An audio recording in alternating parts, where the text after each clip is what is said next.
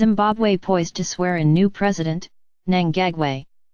Harare, Zimbabwe, AP. Zimbabwe's recently fired vice president was set to return on Wednesday to be sworn in as the country's new leader, after Robert Mugabe announced his stunning resignation during impeachment proceedings against him. The state-run broadcaster reported that Emmerson Mnangagwa would arrive at a military air base in the capital, Harare, at 6 p.m., and the parliament speaker said he would be sworn in Friday after the ruling party notified him of its nomination of Mnangagwa to replace Mugabe. Crowds began to gather and VIP vehicles arrived. Zimbabweans erupted in response to Mugabe's resignation Tuesday, cheering and dancing in the streets late into the night, thrilled to be rid of a leader whose early promise after the end of white minority rule in 1980 was overtaken by economic collapse, government dysfunction, and human rights violations. Now the focus turns to Mnangagwa, Mugabe's longtime deputy, who was pushed aside earlier this month as unpopular First Lady Grace Mugabe positioned herself to replace him and succeed her husband. Mnangagwa fled the country, claiming threats against his life.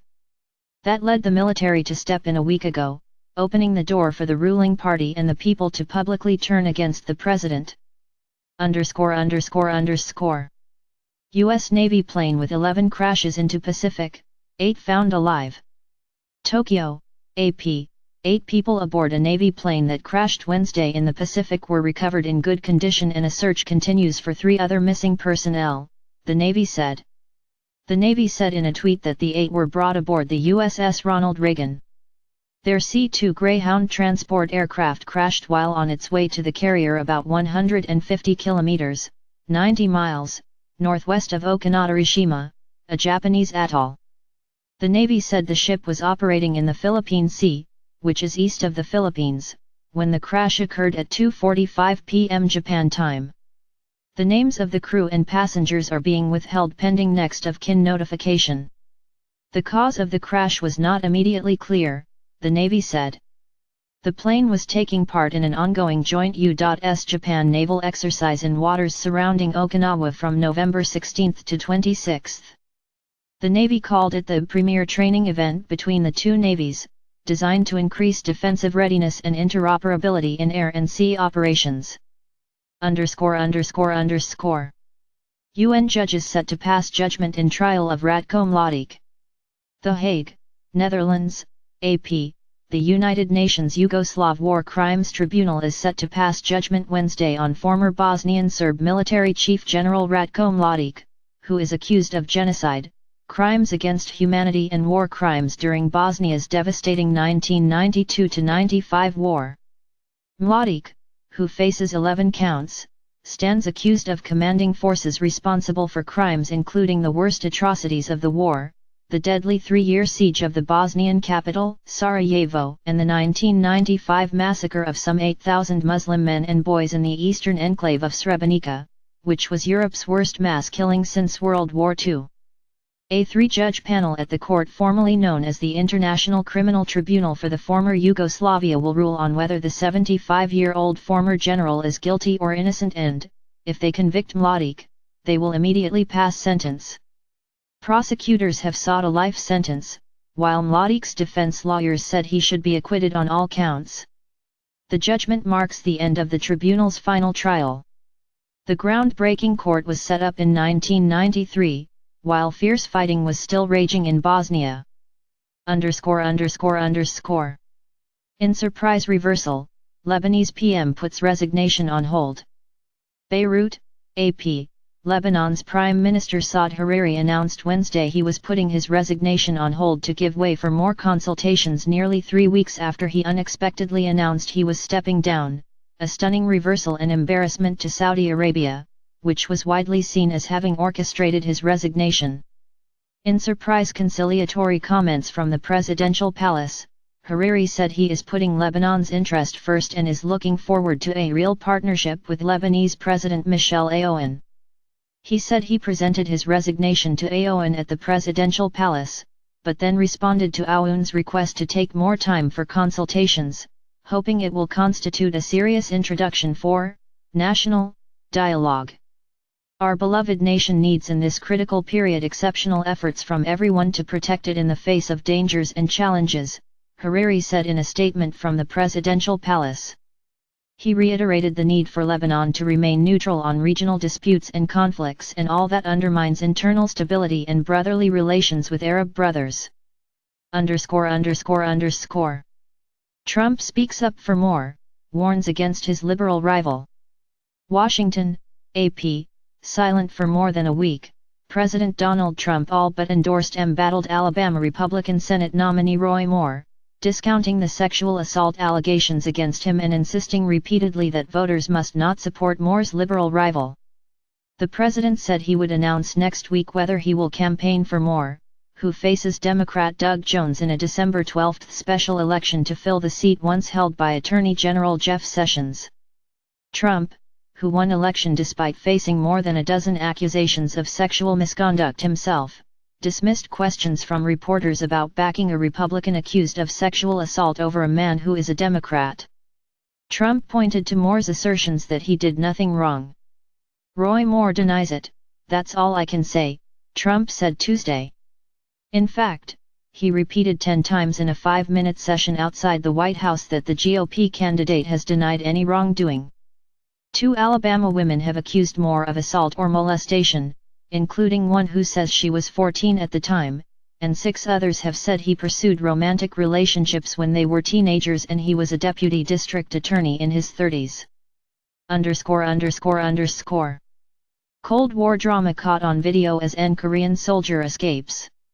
Seoul, South Korea, AP. It's 3:11 p.m. on a cold, gray day on the North Korean side of the most heavily armed border in the world, and a lone soldier is racing toward freedom. His dark olive-green Jeep speeds down a straight, tree-lined road, past drab, barren fields and, headlights shining, across the replacement for the Bridge of No Return, which was used for prisoner exchanges during the Korean War. The shock of soldiers watching the Jeep rush by is palpable from the video released Wednesday, and no wonder, they're beginning to realize that one of their comrades is defecting to the south. They sprint after him. The Jeep slows and turns at a monument to North Korean founder Kim Il-sung, the staging point for North Korean tours of the area. The border is near, South Korea just beyond it. Uber reveals cover-up of hack affecting 5 7M riders, drivers. San Francisco, AP.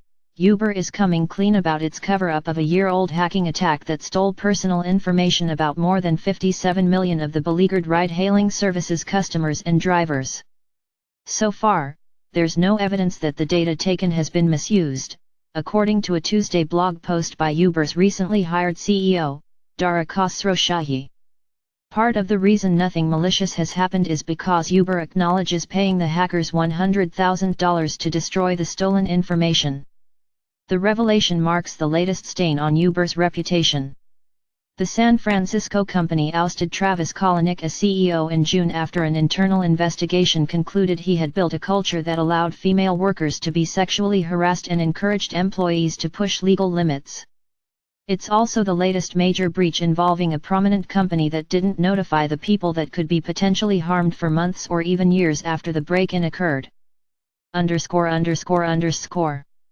Teen idol David Cassidy, Partridge Family star, dies at 67. New York, AP. David Cassidy, the teen and pre-teen idol who starred in the 1970s sitcom The Partridge Family and sold millions of records as the musical group's lead singer, died Tuesday at age 67.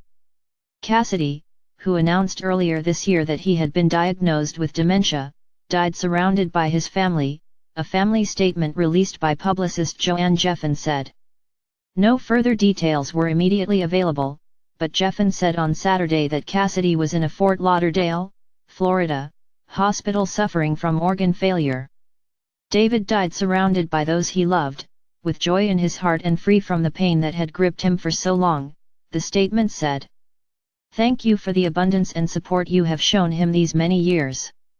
The Partridge Family aired from 1970 to 74 and was a fictional variation of the 60s performers The Cowsills, intended at first as a vehicle for Shirley Jones, the Oscar-winning actress and Cassidy's stepmother. Jones played Shirley Partridge, a widow with 5 children with whom she forms a popular act that travels on a psychedelic bus. The cast also featured Cassidy as eldest son and family heartthrob Keith Partridge, Susan Day, later of L.A. Law fame, as sibling Laurie Partridge and Danny Bonaduce as sibling Danny Partridge. It was an era for singing families, the Osmonds, the Jacksons. The Partridge Family never cracked the top 10 in TV ratings, but the recordings under their name, mostly featuring Cassidy, Jones, and session players, produced real-life musical hits and made Cassidy a real-life musical superstar. The Partridges' best-known song, I Think I Love You, spent 3 weeks on top of the Billboard chart at a time when other hit singles included James Taylor's Fire and Rain and Smokey Robinson and the Miracles' The Tears of a Clown. The group also reached the top 10 with I'll Meet You Halfway and Doesn't Somebody Want to Be Wanted, and Cassidy had a solo hit with Cherish. Credibility at risk, media cuts stars loose over sex claims. New York, AP.